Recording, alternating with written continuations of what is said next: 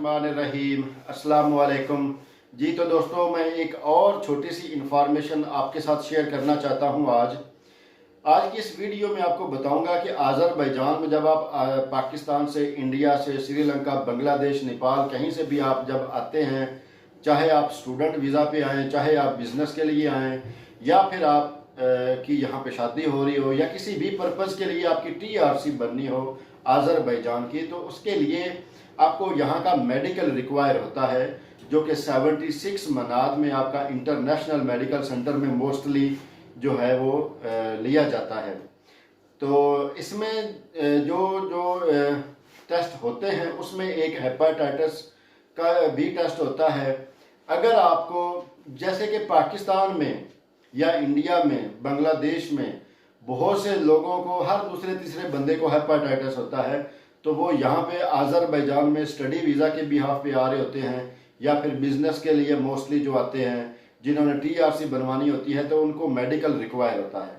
बहुत से दोस्त, जब उनको यहाँ आके पता चलता है कि हेपेटाइटिस अगर क्लियर नहीं होगा तो फिर TRC नहीं बनेगी। तो उसका प्रोसेस क्या होता है? पहले जो आपका मेडिकल होता है वो यानी 24 घंटों के बाद उसकी आपको रिपोर्ट दे दी जाती है। अगर तो आपका अल्लाह ना करे किसी का कोई आ जाए, हेपेटाइटिस का पॉजिटिव रिजल्ट आ जाए, तो फिर वो जाता है PCR टेस्ट की तरफ। उसको वहीं से बता दिया जाता है कि आप PCR टेस्ट करवाएं, उसमें आपका मज़ीद पता चल जाएगा कि आपका नेगेटिव है या फिर भी पॉजिटिव है। तो आज़रबाईजान में उसको PZPZR कहते हैं, PCR, तो वो जब आप करवाते हैं तो उसकी फ़ीस भी 115 से 20 मना तक हो जाती है, और उसकी जो रिपोर्ट है वो भी ऑलमोस्ट 1 वीक के बाद मिलती है। तो अगर तो उसमें PCR में या PZR में आपकी रिपोर्ट जो रिज़ल्ट हैं वो नेगेटिव आ गए, तो ठीक है, आप अहल हैं TRC अप्लाई करने के। अगर आपकी वो रिपोर्ट पॉजिटिव अगेन आ जाती है तो फिर आपको वापस जाना पड़ता है। और ये एक ऐसी इंफॉर्मेशन है जो है तो छोटी सी, लेकिन अगर आपको पहले से ही इस बीमारी के बारे में पता है अपने आप का, तो आप आज़रबाईजान का मत सोचिए, क्योंकि यहाँ पे आपका ये टेस्ट लाजमी होना है, और इसकी क्लियरेंस के बगैर आपकी TRC नहीं बनेगी। और ये एक ऐसी परेशानी है, ये एक ऐसी जो टेंशन बन जाती है जब आप ये रिपोर्ट करवाते हैं और आपको पहले से पता हो, लेकिन आपको ये पता ना हो कि हेपेटाइटिस का अगर रिजल्ट पॉजिटिव आने के बाद TRC नहीं बनेगी, तो आपका टिकट का पैसा ज़ाया हुआ, आपका वीज़ा का हुआ, आपकी कंपनी के पैसे ज़ाया हुए, जो कुछ आपने यहाँ पे रिहाइश ली थी उसका सारा ज़ाया हुआ। तो बहुत ही यानी एक यूज़फुल इंफॉर्मेशन है। तो जिन दोस्तों को हेपेटाइटिस C है और वो आज़रबाईजान आने का सोच रहे हैं, या फिर यहाँ पे बिज़नेस करना चाहते हैं, लेकिन अदर हैंड उनको हेपेटाइटिस है, तो वो यहाँ आने का ना सोचें, क्योंकि अगर आपकी ये रिपोर्ट पॉजिटिव आ गई तो आपकी TRC नहीं बनेगी।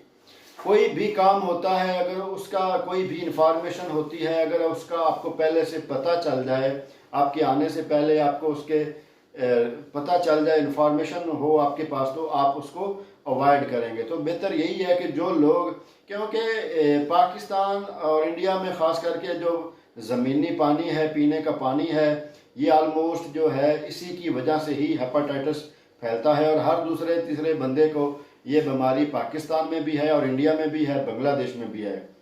तो मोस्टली पाकिस्तान और बांग्लादेश में इनको ये इशू है। तो जो लोग यहाँ पे बिजनेस के हवाले से, स्टडी के हवाले से मोस्टली आना चाहते हैं, टूरिज्म का तो इससे कोई लेना देना ही नहीं है, क्योंकि ना उन्होंने TRC बनवानी है, ना उनको कोई इस किस्म का बेनिफिट होगा। तो जो स्टूडेंट हैं, जो बिजनेस पर्सन हैं, वो उनके लिए ये यूज़फुल इंफॉर्मेशन है। अगर उनको कोई इशू है तो वो आज़रबाईजान का मत सोचिए, या फिर अपना ट्रीटमेंट करवा कर आइए। अगर आपके वो नेगेटिव रिपोर्ट्स होंगी तो ही आप जो हैं वो इस अहल होंगे कि आप अप्लाई कर सकेंगे। बाकी सारी आपकी रिक्वायरमेंट पूरी हो, A to Z आपने सारी रिक्वायरमेंट पूरी कर ली हो, और ये मेडिकल का इशू बन जाए, तो फिर आपको TRC अप्लाई नहीं करने दी जाएगी। आपकी फ़ाइल जो है TRC के लिए वो एक्सेप्ट नहीं की जाएगी। तो दूसरी तरफ ये है कि जो लोग आज़रबाईजान में टूरिज़म के हवाले से आते हैं, चूँकि उन्होंने 1 महीने का वीज़ा उनके पास होता है, उसमें चाहे वो 10 दिन रहें, 20 दिन रहें, पूरा महीना रहें, उन्होंने ना तो टीआरसी अप्लाई करनी होती है, ना उसके बिहाफ पे वो टीआरसी अप्लाई कर सकते हैं। तो उनका इशू जो है वो इस हवाले से बनता ही नहीं। ये मैं इसलिए बता रहा हूँ कि हो सकता है किसी ऐसे दोस्त के माइंड में ये सवाल आ जाए कि टूरिज़म के लिए जो आते हैं उनके लिए भी ये ज़रूरी है या नहीं। तो उनको मैं एडवांस में बता दूं कि उनके लिए तो ये ज़रूरी नहीं है, उनके लिए जस्ट रजिस्ट्रेशन ज़रूरी है। अगर उनका स्टे जो है 15 डेज से ज़्यादा है, विद इन 15 डेज अगर वो उनकी वापसी है तो वो भी ज़रूरी नहीं है। तो मेडिकल तो उनके लिए बिल्कुल ज़रूरी नहीं है, मेडिकल तो सिर्फ टीआरसी अप्लाई करने वालों के लिए ही ज़रूरी है। तो ये छोटी सी इन्फॉर्मेशन थी जो आप लोगों के साथ शेयर की, ताकि आप लोगों का टाइम, आपका पैसा, आपको टेंशन ना मिले। ठीक है दोस्तों, इंशाल्लाह नेक्स्ट वीडियो में नेक्स्ट टॉपिक के साथ मिलते हैं। तब तक के लिए